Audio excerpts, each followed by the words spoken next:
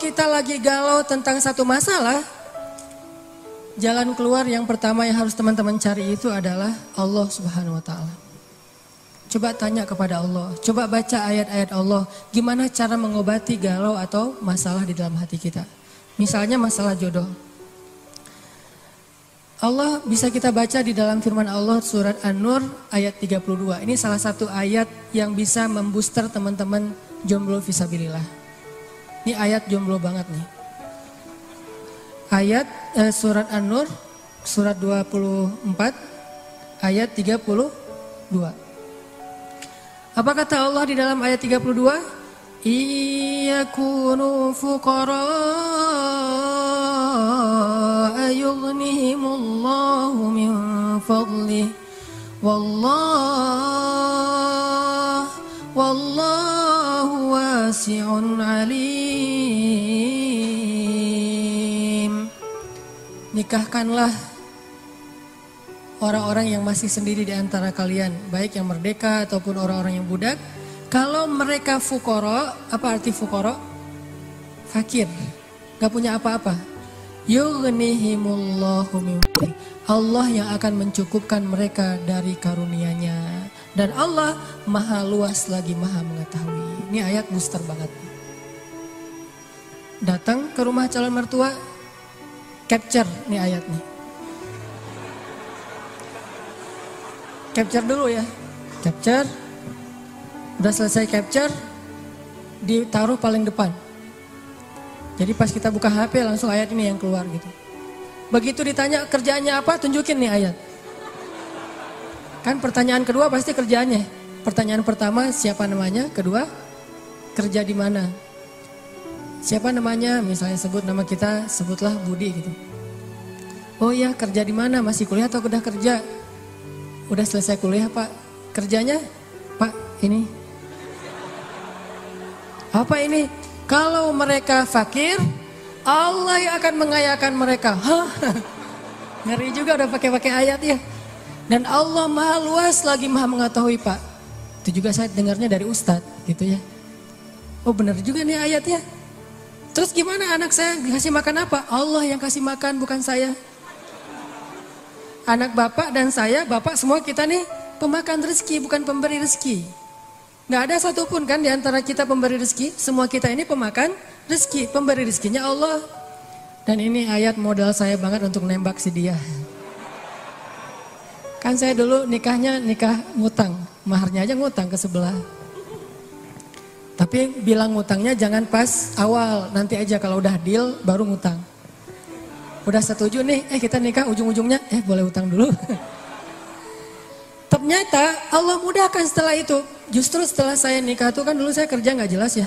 Memang gak punya kerja sih, bukan gak jelas.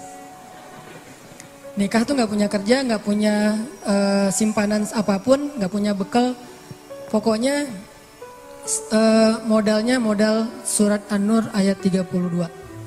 Itu modalnya, catat tuh. Kalau perlu jadikan status.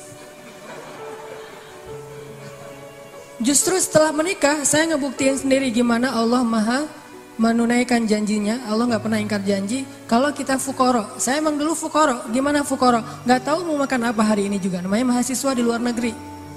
Tapi kemudian setelah selesai nikah Allah mudahkan dengan tiba-tiba saya dapat kesempatan menjadi petugas haji resmi. Bukan outsourcing gitu, resmi. Petugas haji resmi dari Depak selama 1 bulan musim haji dan itu lumayan penghasilannya. Pulang dari situ dapat tawaran untuk ikut audisi mengisi tilawah Al-Quran di salah satu televisi di Mesir.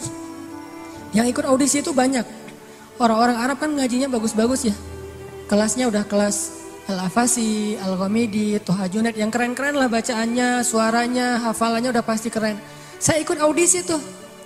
Ternyata dari sekian ratus orang yang ikut audisi, yang dipilih cuma 5 orang min ajmalis saut atau as-saut adz-dzahabi, suara emas. Dan saya alhamdulillah terpilih, entah gimana caranya, mungkin juri waktu itu juga lagi nggak dengerin saya, tiba-tiba dicontreng aja. Terpilih di antara 5 orang dari berapa ratus orang yang ikut audisi.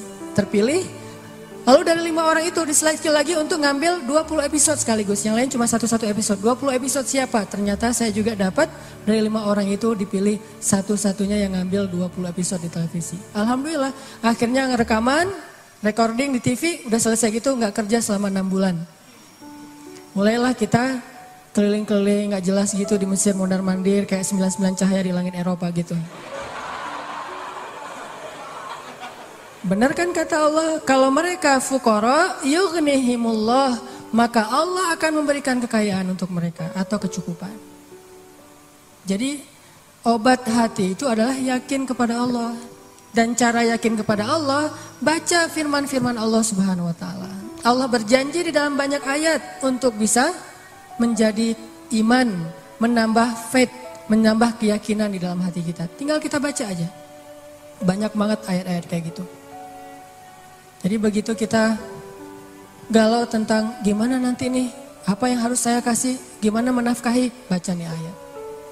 Gitu juga kalau misalnya kita cari kerjaan atau cari nafkah. Allah Subhanahu wa taala juga memberikan kita banyak sekali ayat-ayat yang menjadi janji dari Allah bahwa siapa yang yakin kepada Allah, pasti Allah Subhanahu wa taala akan menjaganya. Itu banyak banget ayat kayak gitu. Salah satunya teman-teman bisa baca minimal banget teman-teman bisa baca di surat Hud ayat 6. Coba baca surat Hud, surat 11 ayat 6. Ini juga ayat untuk ngecas iman kita. Apa kata Allah di ayat 6 surat Hud? Bismillahirrahmanirrahim. Wa ma min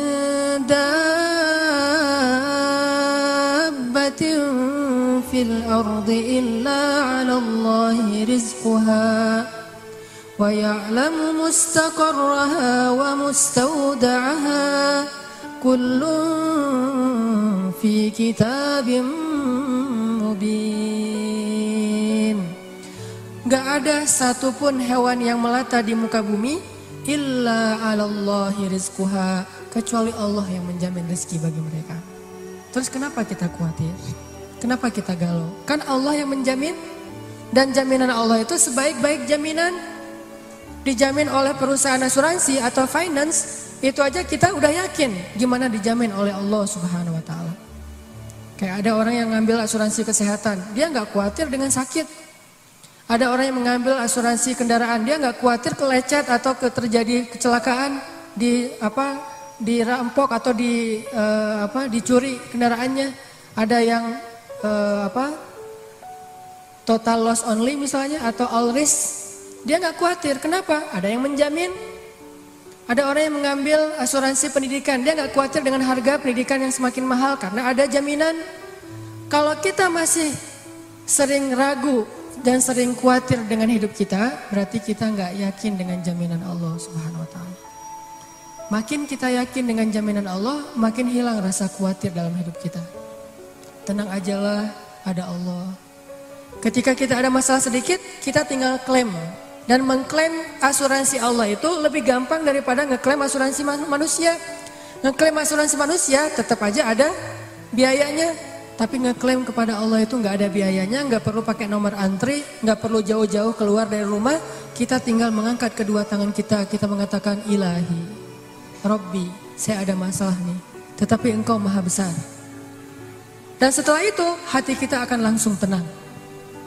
Ini teman-teman, di antara obat terhadap semua penyakit hati itu adalah belajar yakin kepada Allah Subhanahu wa taala. Teman-teman bisa baca juga nanti surat Al-Mulk. Ini surat yang benar-benar ngebooster hati kita.